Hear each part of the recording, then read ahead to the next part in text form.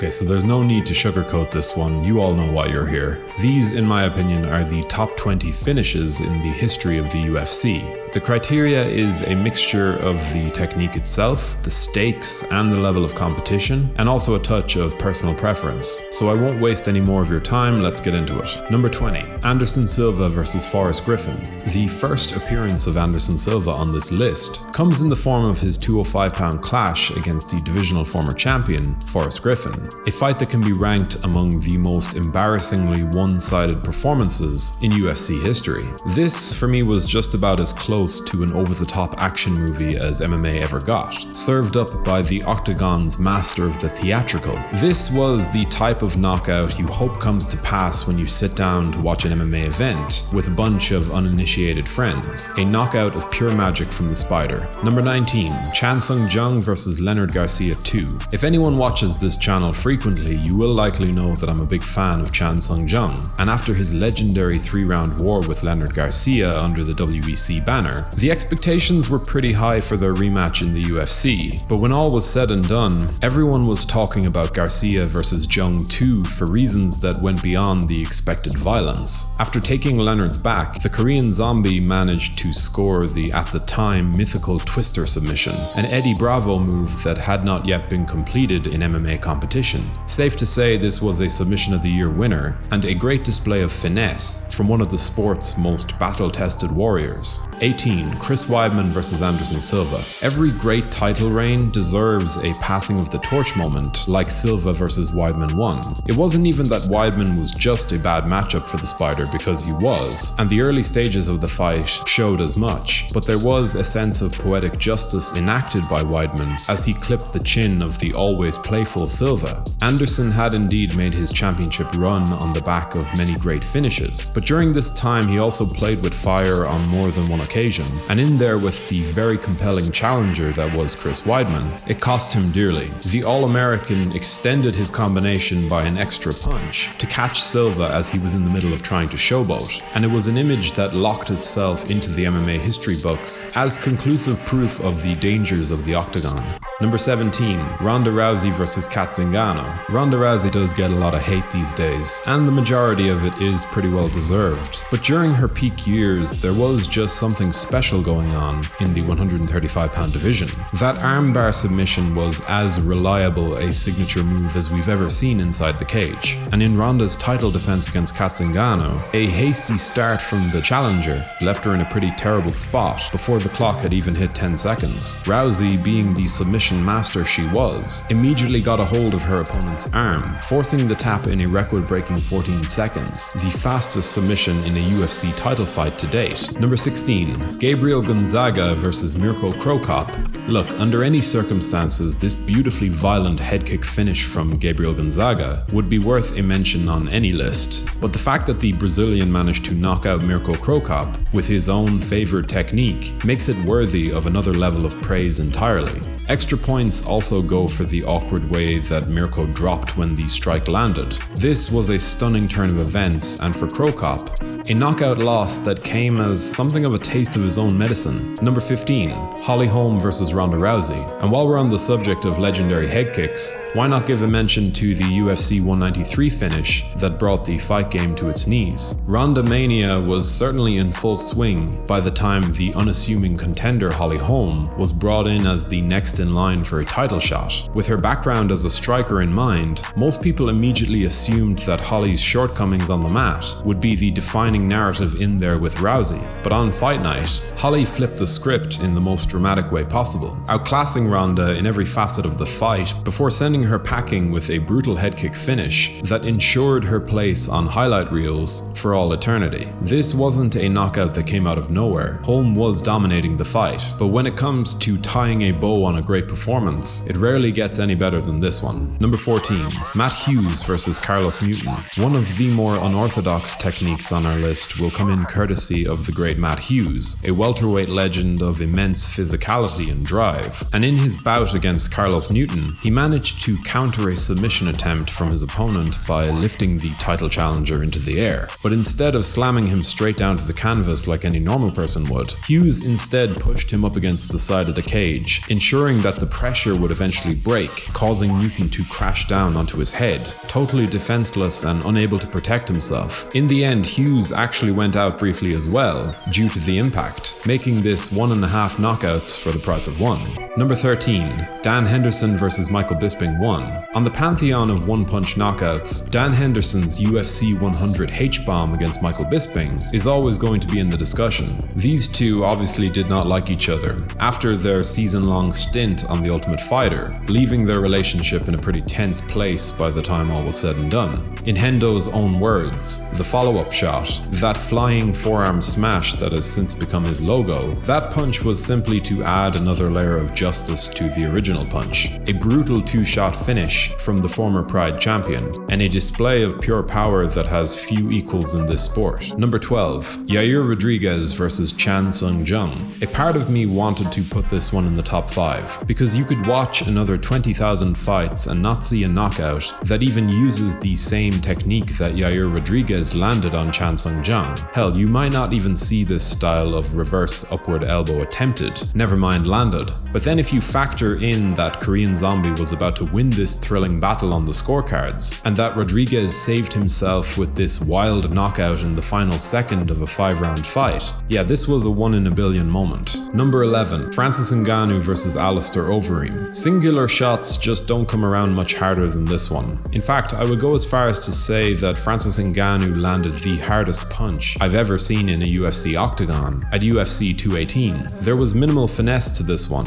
and unlike a lot of these finishes, there's not too much context required. This was a title eliminator bout, and Ngannou showed up in a huge way. Even as I say this to you now, I find myself wondering why this knockout isn't a bit higher up on the list. But hey, I'm gonna stick to my guns. On a quick side note, if you're enjoying this content, be sure to subscribe to the channel to stay up to date with all of our weekly uploads. Number 10. Leon Edwards vs Kamaru Usman 2. This next one just ticks a lot of boxes for me. It wasn't just that Leon Edwards managed to brutally KO the pound-for-pound number 1 with a head kick that won him a UFC championship belt, but he also managed to do this in the 5th round of a fight that he was clearly losing. Usman was on top of the world at the time, and despite a few challenging moments in the first round, he proved his greatness by taking over the fight's middle portions. By the time the bout was reduced to its dying embers, the commentators, by their own admission, were already signing Leon's death warrant, speaking about the moral victory of just lasting 5 rounds against the champion. And then, without warning, Usman was on the ground, staring blankly into the abyss, his consciousness and his belt ripped away from him in the most unlikely of fashions. It's a new one, but for me this is a top 10 finish of all time. Number 9. Conor McGregor vs Jose Aldo. You had to know it was coming. The first undisputed title fight in the career of the soon-to-be biggest star in the sport. Standing opposite Conor McGregor was the great Jose Aldo, the pound-for-pound number 1 at the time, who had carved out a decade-long run of excellence atop the featherweight division. McGregor was of course given a real shot at beating Aldo. His magnetism and charisma were all augmented by this special something he seemed to have in the cage, but we were not ready for this bout's eventual outcome. Conor countered an over-eager Jose Aldo in one of the opening exchanges, sending him to the canvas around 10 seconds in. The follow-up shots then saw the fight ending in a record-breaking 13 seconds, a stunning way to knock a great fighter off his perch. And though this was not the end of Jose Aldo, you could forgive fans for thinking it might have been. Number 8.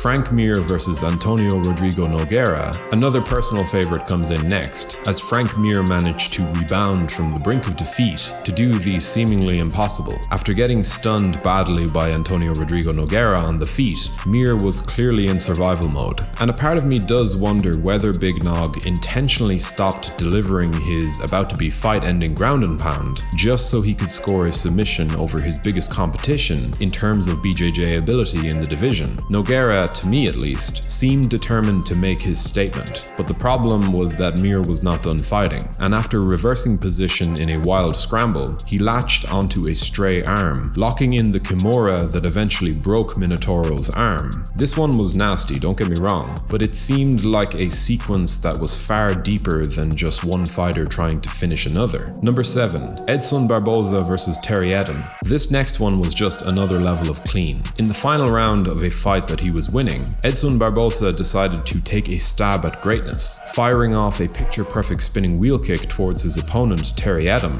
The speed of the kick was phenomenal, and the precision in his distance allowed him to land it right on the edge of his opponent's chin, and it just grazed off the perfect spot to put poor Terry's lights out. It was almost like a mathematically perfect knockout, the arc of the kick, how the impact on the chin didn't disrupt the remainder of the kick's travels. Barboza well and truly knocked this one out of the park, there's no other way to say it. Number 6. Demetrious Johnson versus Ray Borg. People are pretty quick to forget just how good Demetrious Johnson was, and I think that the resurgence of the flyweight division in some ways is showing just how bad a division can look due to a dominant champion. Johnson was beating legitimately excellent fighters during his reign, and coming into the 5th round of his fight with the hard-nosed Ray Borg, many were just giving the challenger kudos for his ability to hang on in there. But Mighty Mouse was in the prime of his career, and he would not be denied his opportunity to make a transformative statement. So what did he do? Well, he suplexed Borg into the air, catching his arm mid-flight, locking up an armbar before they had hit the mat. The Mighty Whiz Bar was the name that he gave it, and out of all of these techniques that have been showcased on our list, Yair Rodriguez aside, this was probably the most rare. Number 5. Joaquin Buckley versus Impa Kasanganay. Okay, so now we're into some very serious territory. The top 5 greatest finishes in UFC history, in my opinion.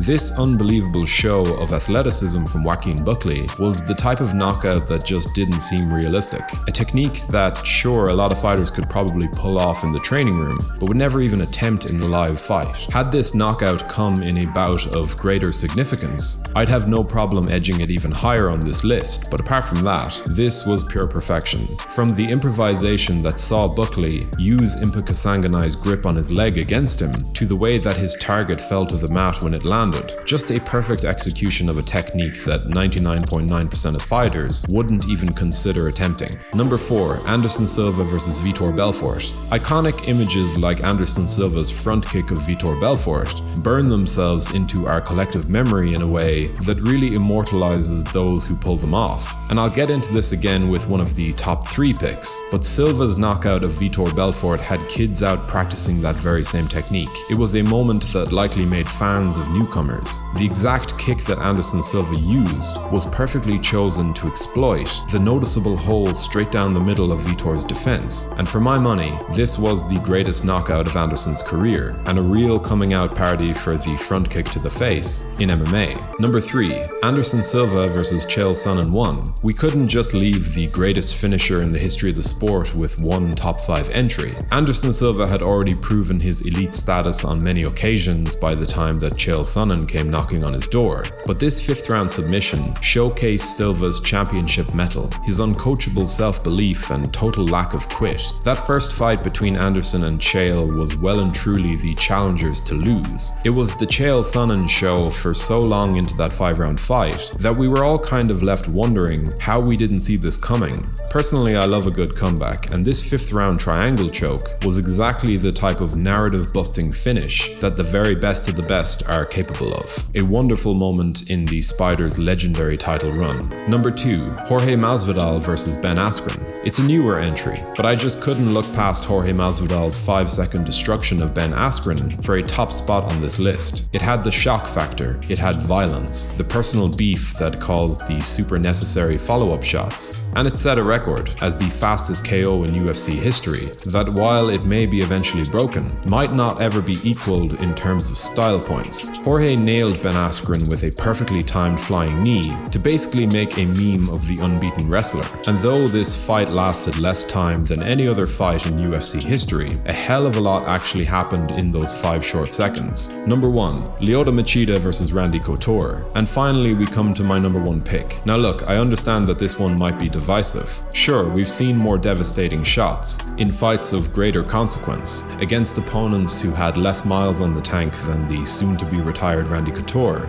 But Lyoto Machida's crane kick knockout of the 5-time UFC champion was the type of magic that draws in new fans, an iconic image that many aspiring fighters had on their wall as a poster in their youth. I'm just a sucker for finesse, for moments that look like they're ripped straight out of a martial arts movie. And though I'm sure this won't be everyone's number one, it just ticks too many boxes for me to place any lower. And that'll just about do it for this video. So what are your own personal top 5 favorite finishes in UFC history? And how much do you agree or disagree with my picks? If you do want to help in supporting the channel, liking the video and subscribing would do wonders. As always, thank you for watching.